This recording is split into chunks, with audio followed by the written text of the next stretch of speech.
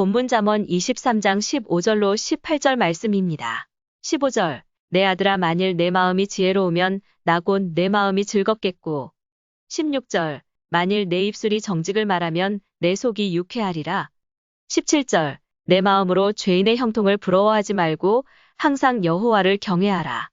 18절 정령이 내 장래가 있겠고 내 소망이 끊어지지 아니하리라.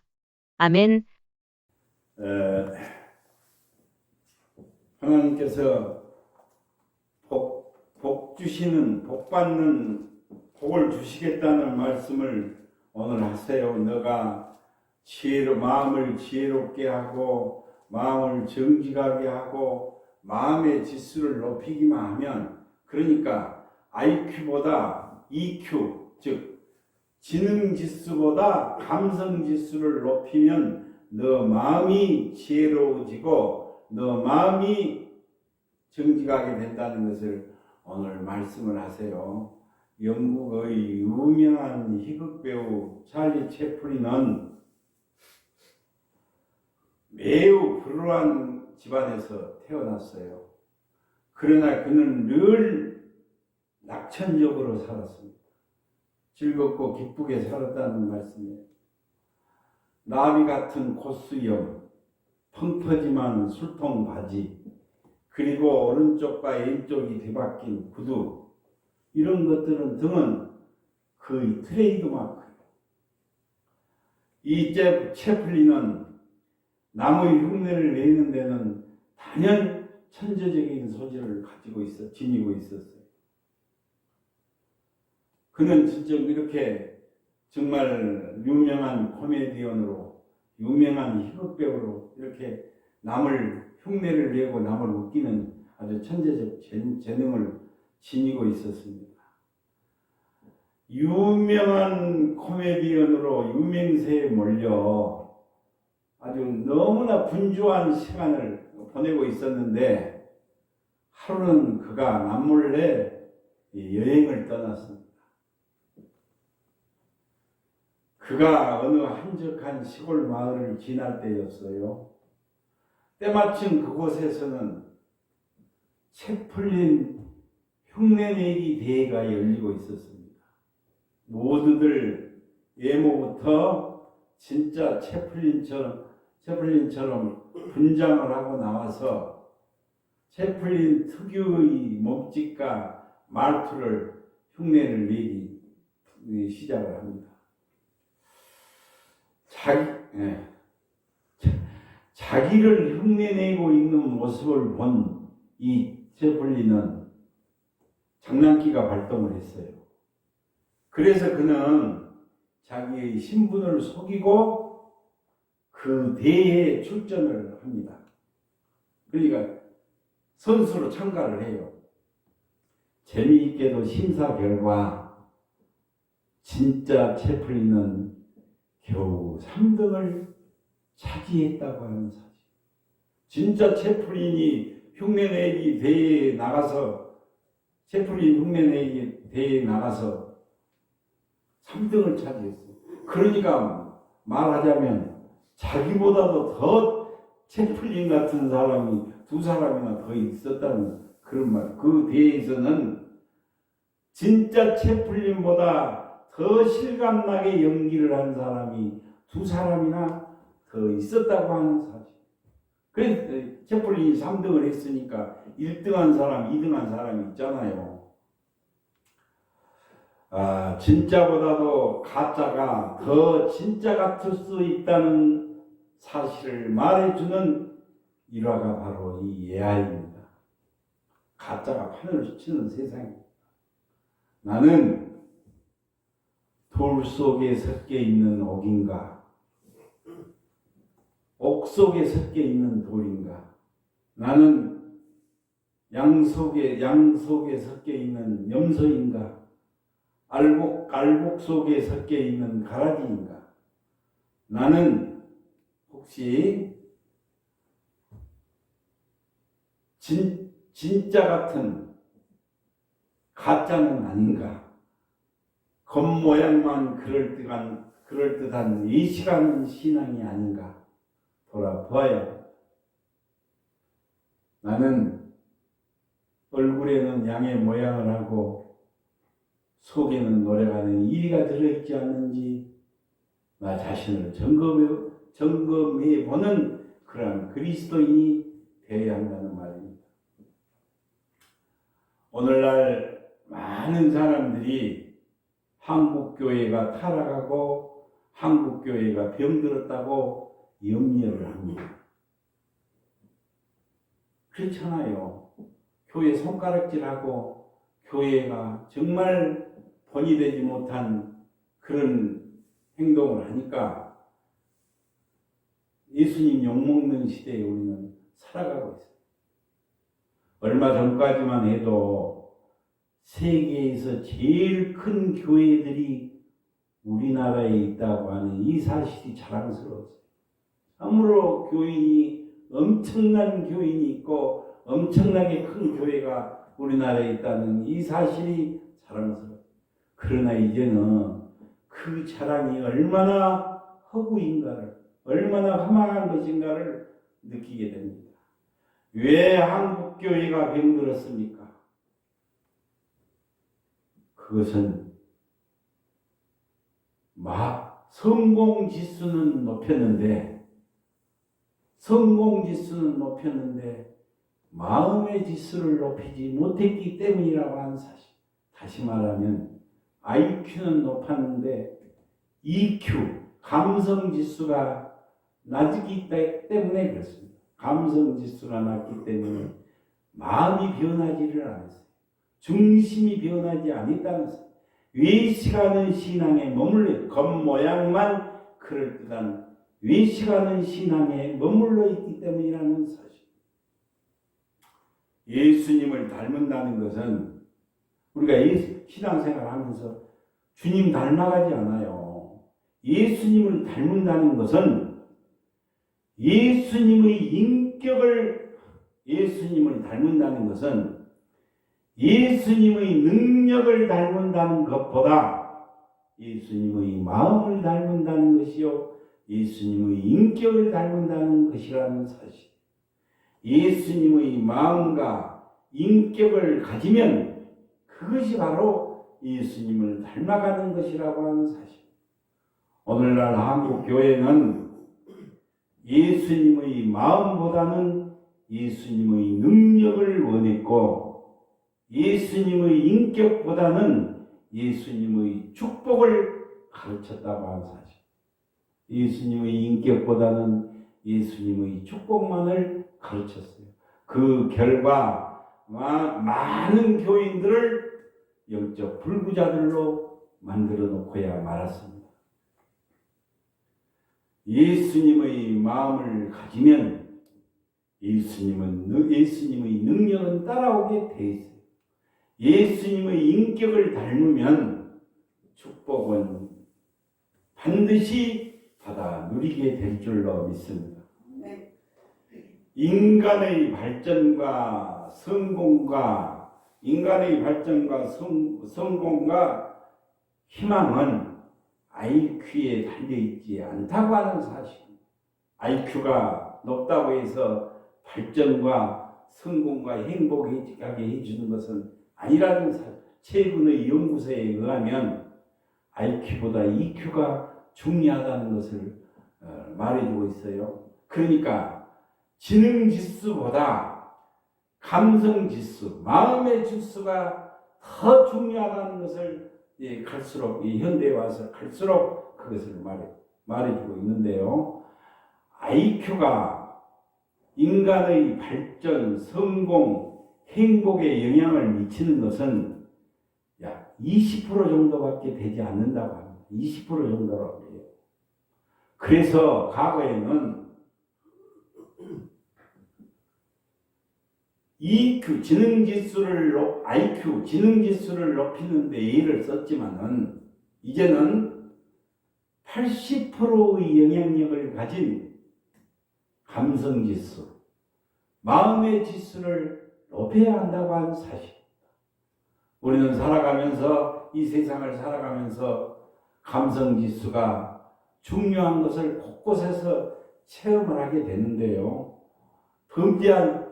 범죄한 사람들을 분석해 보니까 범죄한 사람들을 조사해 보니까 그들은 의외로 IQ가 높다고 합니다. 반면에 그들은 EQ는 아주 굉장히 낮다고 해요. 마음의 지수, 감성 지수가 얼마나 중요한지를 보여주는 대목인데요. 그래서 사장이나 탁월한 리더가 되려면, 세상에 리더가 되려면 이 감성 지수가 높아야 한다는 그런 말씀, EQ가 높아야 된다는 그런 말씀이에요. 진정 중요한 것은 마음의 지수라고 하는 감성 지수. 상당히 많은 성경 말씀들이, 이 성경의 내용들이 마음의 지수를 높이기 위한 말씀들이 많다고 하는 사실. 그렇다면 감성 지수를 그러면 높이는 방법은 무엇일까요? 오늘 본문 말씀, 우리가 읽어본 본문 말씀을 통해서 네 가지를 살펴보려고 하는데요. 첫째로 지혜입니다. 둘째로 정지, 셋째로 용서, 넷째로 경애. 이 네 가지를 오늘 말씀을 드리려고 해요. 감성 지수가 높아지고 마음의 변화가 오고 마음 지수가 높이려면 이 네 가지를 오늘 말씀을 드리려고 하는데, 첫째 지혜인데요. 첫째 이 지혜, 15절, 오늘 본문 15절에 보니까요. 내 아들아, 만일 너 마음이 지혜로우면 나 곧 내 마음이 즐겁겠고라고 그렇게 말씀을 하세요. 마음을, 그리스도인은 마음을 지혜롭게 잘 관리하라는 그런 말씀이에요. 특히 어렵고 힘들 때 우리는 내 마음을 잘 관리해야 합니다. 무엇보다도 이 중심이 변해야 된다는 이 사실을 말씀해. 너 마음이 지혜롭게 관리하라고 말씀을 하세요. 그래서 살아가면서 우리는 마음에 낙심이 되고 침체가 되고 무엇인가 싫어질 때가 있어요. 바로 그러한 때에 마음을 어떻게 관리하느냐가 그 사람의 삶과 환경의 색깔이 달라지게 된다는 것을 말씀해 주고 있습니다. 손자병법에는, 그 유명한 손자병법 있잖아요. 손자병법에는 승리와 성공의 원리들이 기록되어 있어요. 어떻게 해서 이길 수 있는가, 어떻게 승리할 수 있는가를 그 원리들이 기록되어 있어요. 그러나 그 책에는 사랑과 용서와 그리고 정의 같은 그런 원리들은 전혀 없다고 하는 사실입니다. 뭐로 가도 서울만 가면 된다는 식의 이기는 처세술만 그러한 책들에는, 이 세상에 나와 있는 그러한 책들에는 그런 것들이 기록되어 있어요.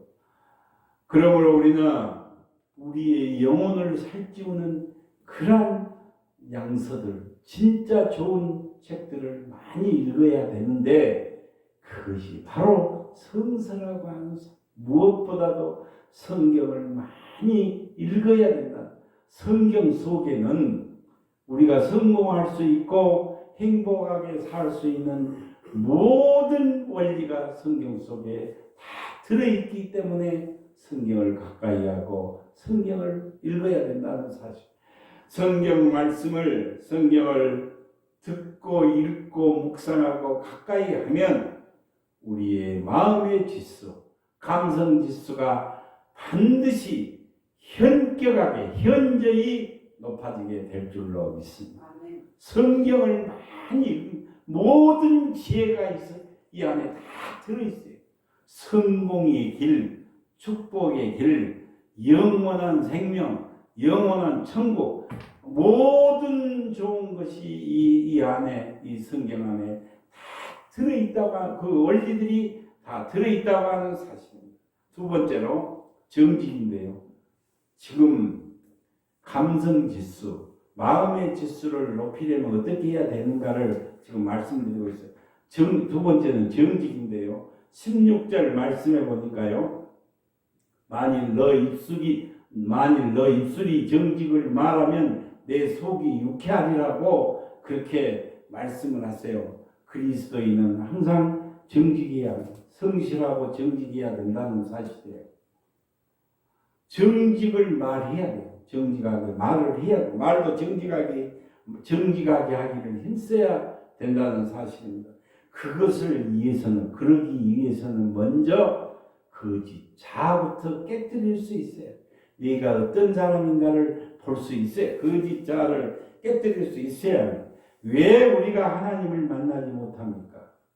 그것은 바로 거짓 자아 때문이라고 하는 내 거짓 자아 때문에 하나님을 만나지 못하고 하나님과 멀어지는 경우가 있다는 사실입니다.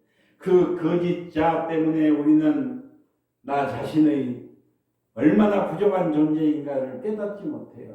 부족하고 어리석고 연약한 존재라는 것을 알지 못한다는 사실. 이 거짓 자아가 나를 사로잡기 있기 때문에 내가 얼마나 부족하고 어리석고 연약한 존재라는 것을 알지 못한다는 사실. 성경에 나오는 믿음의 이인들은, 믿음의 선진들은 모두가 다 이 자아를 깨뜨리고 자신의 낮고 천한 모습을 보았던 사람들. 성경에 다 믿음의 선진들은 다 자신이 얼마나 연약하고 부족하고 어리석은 존재인가.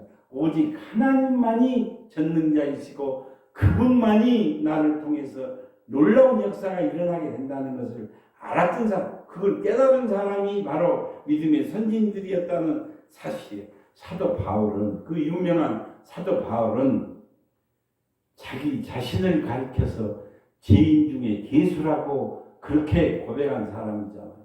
나는 날마다 종노라, 날마다 나를 쳐서 복종시킨다고 이렇게 계속 자기 자신의 거짓 자아를 깨뜨릴 수가 있었기에 그는 하나님을 만나는 놀라운 역사가 일어나게 되고 3층천까지 올라가서 3층천을 체험하고 은혜의 사람, 능력의 사람으로 그는 가장 정직한 삶을 살 수 있었다고 하는 사실이에요. 사람은 죄성이 있기 때문에 언제든지 거짓 자아가 살아날 수 있어요. 그렇게 되면 하나님 앞에 정직하게 살 수도 없고 자신의 마음을 내 마음이 어떻게 되는지 관리할 수도 없다고 하는 사실. 우리는 말씀과 기도로 성령의 인도하심을 받아서 우리의 거짓 자아를 깨뜨리고 항상 나 자신의 부족한 모습을 볼 수 있는 그런 그리스도인이 되어야 합니다. 그것은 바로 내 자신의 자아를 깨뜨릴 때만이 가능하다고 하는 사실. 그렇게 될 때 바로 그때 우리는 성령 충만한 삶을 살게 되고 은혜 충만, 능력 충만한 삶을 살게 된다는 것을 말씀하고 있어요. 하나님의 은혜를 깊이 깨달을수록 내 죄가 더욱 많이 눈에 보여요. 하나님의 은혜를 깨닫는 사람이 내가 얼마나 큰 죄인인가를 깨닫게 된다는 겁니다. 그래서 죄가 많은 곳에 은혜가 많다고 그렇게 말씀하십니다.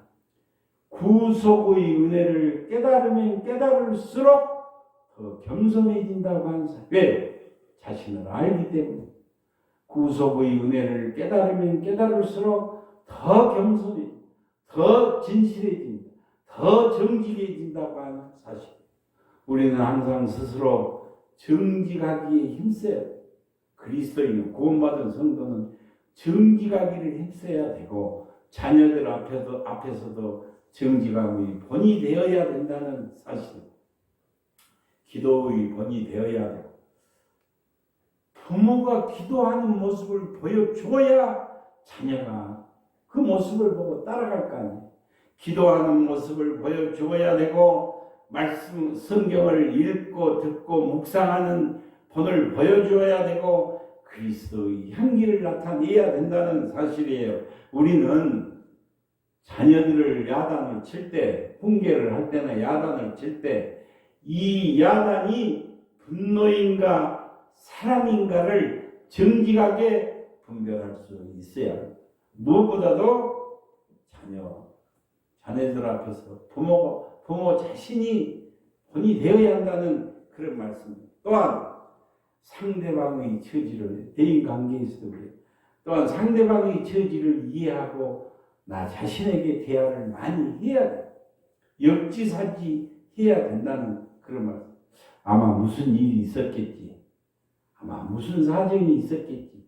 이렇게 상대방의 처지와 상황을 이해하는 마음을 가지게 되면 나쁜 감정은 금방 누그러지게 된다는, 사람 많이 그래요.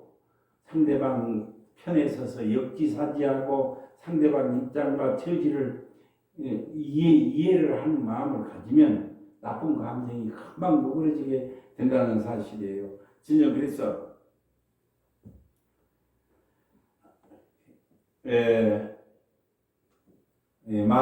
말에는 신비한 힘이 우리가 말하는 이 말에는 신비한 힘이 들어있다고 하는 사실. 행복하게 살려면 먼저 말부터 행복하게 해야 되고 나 자신에게 좋은 말을 많이 해 주어야 된다는 사실이에요.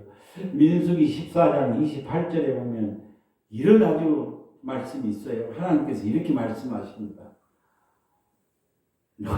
너희가 말을 하는 대로 너희 말이 내 귀에 들리는 대로 내가 너희에게 행하리라고 그렇게 하나님께서 말씀하셨어요. 참으로 정말 두려워해야 될 말씀이잖아요. 민수기 14장 28절 말씀입니다. 너희 말이 내 귀에 들리는 대로 내가 너희에게 행하리라고. 그러니까 하나님께서 네가 말한 대로 그 말이 하나님 다 들으시고 나에게 그대로 행해 주시겠다는 그런 말씀. 얼마나 우리가 행복한 말을, 은혜의 말을, 축복의 말을 많이 해야 되는가를 말씀해 주는 대목인데요. 진정으로 행복하다, 감사하다, 이런 은혜의 말을 많이 하게 되면 하나님께서 이렇게 반응을 하세요. 너가 힘들고 어려운 세상을 살아가면서 감사할 것이 없는데 너가 자꾸 날마다 감사하다고 하니 내가 너에게 진짜 감사가 무엇인지 너에게 체험하도록 해주겠다. 행복할 것이 없는데도 너가 날마다 행복하다고 하니 진짜 행복을 너에게 주겠다고 하나님께서 그렇게 반응을 하신다는 말씀입니다. 너희 말이 내 귀에 들리는 대로 내가 너에게 그렇게 행해주겠다, 이루어주겠다고 말씀을 하셨습니다. 그래서 우리에게는 감사의 조건들이 날마다 넘치게 되고 진정한 축복이 찾아오게 될 줄로 믿습니다. 말을 잘 해야 된다. 긍정적이고 소망적인 말을 해야 된다는 말씀. 세 번째는 용서입니다. 17절 전반부에 보면 너 마음으로 죄인의 형통을 부러워하지 말라고 했어요.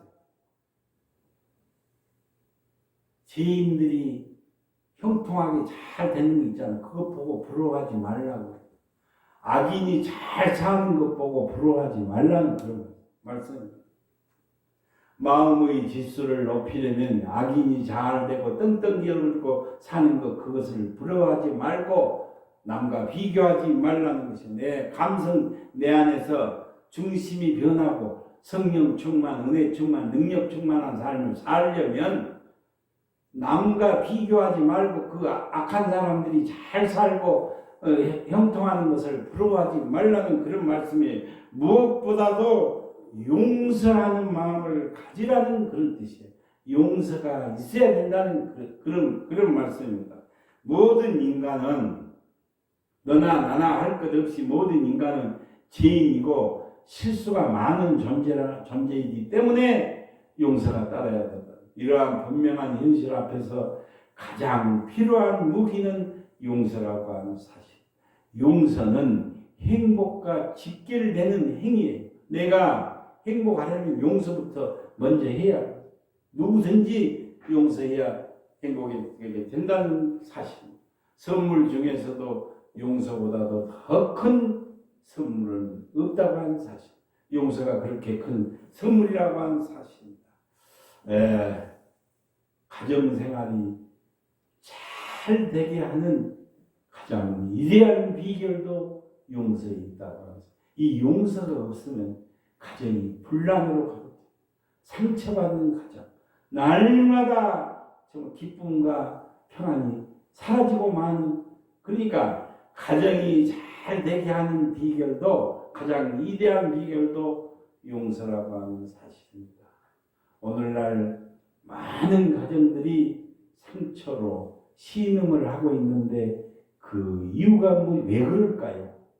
그 원인으로 부부간의 문제, 자녀 문제, 경제적인 문제, 시부모 문제, 이런 것을 들지만은 사실 가장 중요한 원인은 마음의 지수가 낮기 때문에, 용서가 없기 때문에, 감성 지수가 낮기 때문에 그렇다고 하는 사실. 감성 지수라고 하는 이 EQ는 보통 두 가지로 측정을 할 수가 있는데요. 내가 감성 지수가 얼마나 되는가를 측정할 수 있는 비결은 보통 두 가지로 측정을 할 수가 있는. 첫째는 받으려는 태도보다 주려는 태도가 얼마나 더 있는가로 측정할 수 있고, 둘째는 나보다도 남을 얼마나 더 생각하고 있는가로 측정할 수 있다는 사실입니다. 마음의 지수, 감성 지수는 이 두 가지로 측정을 한다는 사실. 받으려는 태도보다, 내가 받으려는 태도보다 주려는 태도가 얼마나 더 있는가, 또 나보다도 남을, 다른 사람을 얼마나 더 생각하는가로 측정할 수 있다는 것을, 그것이 바로 EQ, 감성지수의 테스트입니다. 쉽게 말하면 남을 이해하고 배려하고 용납하고 용서하는 마음이 바로 마음의 지수, 감성 지수를 높이는 길이라고 하는 사실. 우리가 용서를 통해서 마음의 지수를 높이기만 하면 사실상 가정 내의 그 모든 문제는 해결이 된다고 하는 사실. 이 용서를 통해서 용서하고 마음의 지수, 감성 지수를 높이기만 하면 가정 내에서 일어나는 모든 모든 문제는 그가 다 해결된다고 하는 사실이에요. 부부관계에서도 마찬가지입니다. 부부관계의 문제는 대개 서로를 비난하면서부터 시작이 되는데요. 그렇잖아요. 상대방, 남편은 아내에게, 아내는 남편을 비난하는 데서부터 다툼이나 이 불화가 시작되는데, 때로 잘못된 행위에 대한 지혜로운 비판은 필요해요. 남편이 잘못하고 아내가 잘못하는데 지혜롭게 비판하는 것은 그건 반드시 필요하긴 해요. 그러나 사람에 대한 비난은 마음에 큰 상처를 주게 된다는 사실입니다. 그러니까 참 중요한 말인데요. 진짜 그래요. 어떤 행위에 대한 잘못된 것은 지혜롭게 비판을 하되, 사람 자체에 대한 비난은 너무나도 큰 상처를, 부부간에도 큰 상처를 입게 된다는 사실이에요. 그렇다면 이러한 문제들에 어떻게 이 부부간의 문제를 우리가 해결할 수 있을까요? 이런 문제들 앞에서 우리는 그러면 어떻게 이런 문제들을 해결해야 합니까? 부부간에는 무조건 용서해야 된다는 사실. 용서가 따라야 된다. 조건이 따르지 말고, 가정 내에서의 부부간에는 무조건 용서해야 된다는 사실. 부부간에 다툼이 생길 때, 남편과 아내가 서로 다툼이 생길 때, 누구의 잘못이 더 크냐? 원인 제공자가 누구냐? 누구 말이 옳으냐? 이것을 따지는 것은 문제 해결에 아무런 도움이 되지 않는다는 사실. 성경적으로 볼 때 그렇다는 사실. 예수님 안에서 볼 때 그렇다는 사실이에요. 무엇보다도 중요한 것은 조건 없이 용서하는 것이라는 사실. 그렇잖아요. 조건 달지 말고 용서를 하면 조건 달지 말고 무조건적인 용서를 해야 된다. 왜요? 우리가 그렇게 용서를 받았기 때문에 주님은 우리를 무조건 용서해 주셨어요.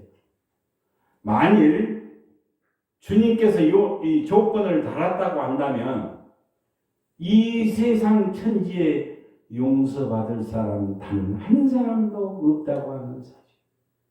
주님께서 조건을 붙였다고 한다면 이 세상에서 의롭다함을 입을 사람은 단 한 사람도 없다는 사실. 우리 모두는 주님 앞에 무조건 용서함을 받아서 예수님을 선물로 받고 영원한 생명, 영원한 천국을 소유한 줄로 믿습니다. 우리는 이렇게 용서함 받은 사람. 그래서 원수까지도 조건 없이 용서하라는 것이 성경의 원리입니다. 네 번째는 경외인데요. 17절 말씀입니다. 하반부 말씀에 보면 항상 여호와를 경외하라고 했어요. 하나님을 경외하라고 항상 경외하라고 했는데요. 두렵고 떨림으로 하나님을 경외해야 되고 경건한 마음으로 하나님을 경외해야 된다는 것을 말씀. 두려움에는 두렵고 떨림으로 너희 구원을 이루라고 했잖아요. 두려움에는 두 가지 두려움이 있는데 잘못된 두려움이 있고 경건한 두려움이 있어요. 하나님을 두려워하는 것은 경건한 두려움이에요. 세상 걱정, 근심을 두려워하는 것은 잘못된 두려움이라는 사실. 우리가 잘못된 두려움을 가지게 되면 사탄, 마귀가 신이 나서 우리를 사로잡아 버려요. 두려움은 마귀에게 속하게 된다는, 마귀의 밤노릇을 하게 된다는, 우리가 잘못된 두려움에 사로잡히면 마귀에게 사로잡히는 그러한 처지가 되고야 만다는 사실. 우리는 그리스도인은, 구원받은 성도는 이 세상에서 그 어떠한 것도 두려워하지 말아야 되고 오직 하나님만을 두려워해야 될 줄로 믿습니다. 하나님 한 분만을 두려워해야 합니다. 살아가면서 우리는 실패를 두려워하지 말아야 되고 또 죽는 것까지도 두려워하지 말아야 돼요. 왜요? 왜 그럴까요? 죽고 사는 것이 하나님 아버지 손안에 있기 때문에, 하나님께 달려있기 때문에 우리는 실패를 두려워하지 말아야 되고 체면 손상을 두려워하지 말아야 돼요. 정말로 우리가 두려워해야 될 것은 죄를 두려워해야 되고 위선을 두려워해야 되고 외식을 두려워해야 된다는 사실. 내가 지금 유선적인 신앙을 가지고 있는지 두려워해야 되고 내가 지금 외식하는 신앙이 되어 있는가를 두려워해야 되고 겉모양만 그럴듯한 신앙이 되어 있는지를 두려워해야 된다는 그런 말씀이에요. 그 중에서도 가장 두려워해야 될 것은 우리가 하나님은 내 안중에도 없고 하나님 경외하는 마음이 없는 교만의 죄를 두려워해야 된다는 것을 분명히 말씀을 하고 있습니다. 우리는 이 세상에 그 어떠한 것도 두려워하지 말고 오직 모든 일과 운명까지도 주관하고 계시는 하나님만을 두려워해야 된다는 사실이에요. 진정해서 우리는 하나님 앞에 정말 날마다 경건한 모습으로 하나님을 경외하고 경건한 모습으로 무릎 꿇는 훈련을 연습을 잘 해야 합니다. 매일 아침 일어나서 먼저 하나님 앞에 기도로 하루를 열어야 돼요. 하나님 편안한 잠을 잘 수 있도록 인도해 주시니 감사합니다. 이제 하루가 시작이 되었습니다. 오늘 하루도 주님의 뜻 안에서 승리하게 해주세요 하는 그런 기도로 하루를 시작해야 된다고 하는 사실. 주님 뜻 안에서 승리하게 해주세요. 이 기도가 정말로 중요한데요. 왜 그런 거 아니? 손자병법에 나오는 승리가 아니라 주님 뜻대로 되는 승리이고, 과정과 절차를 무시한 승리가 아니라 뭐로 가도 서울만 가면 된다는 식의 승리가 아니라 모든 악한 방법을 수단을 다 동원해서라도 승리만 하면 된다는 그런 승리가 아니라 그리스도 안에서의 승리가 진정한 승리이고 진정한 축복이기 때문에 그렇습니다. 우리는 진정으로 주님 뜻 안에서 축복을 받아야 되고 주님 뜻 안에서 승리해야 된다는 그런 말씀이에요. 그래서 우리가 이렇게 마음의 말씀을 마치려고 합니다. 우리가 이렇게 마음의 지수를 높이면 감성 지수, EQ라고 하는 이 감성 지수를 높여서 우리 마음에 바뀌게 되면 그러면 어떤 결과가 오게 될까요? 우리가 어떻게 될까요? 첫째로 하나님이 기뻐하세요. 하나님 기뻐하신다고 했어요. 하나님이 기뻐하시면 내 마음이 중심에 감성 지수가 높아져서 내 중심이 변하게 되면 하나님 아버지가 기뻐하신다는 이상. 하나님이 기뻐하시면 어디로 가든지 형통하게 하고 무엇을 하든지 형통하게 해주신다고 약속을 하셨잖아요. 본문 15절로 16절 말씀이 있고 바로 그 말씀이에요. 내 아들아 만일 너 마음이 지혜로우면 나 곧 내 마음이 즐겁겠고 만일 너 입술이 정직을 말하면 내 속이 유쾌하리라고 하나님께서 그렇게 말씀을 하십니다. 무엇을 하든지 어디를 가든지 신발 장사를 해도 복을 받고 우산 장사를 해도 복을 받게 해주신다고 약속을 하십니다. 두 번째로는 소망이 끊어지지 소망이 넘치게 된다는 것을 말씀하세요. 그렇잖아요. 18절 말씀에 보니까요. 정령이 너 장래가 있겠고 너 소망이 끊어지지 아니하리라고. 우리의 장래에 복된 미래가 찾아오게 되고 자손까지도 번성하고 자손 대대로 축복받는 가문을 이루어 주시겠다고 이렇게 약속을 하셨습니다. 진정으로 우리가 하나님 주시는 마음, 하나님이 기뻐하시는 마음을 가지고 이 땅에서도 은혜 받고 능력 받고 축복받는 삶을 사시기를 주님의 이름으로 축원을 드립니다. 기도드리겠습니다. 내 아들아 만일 너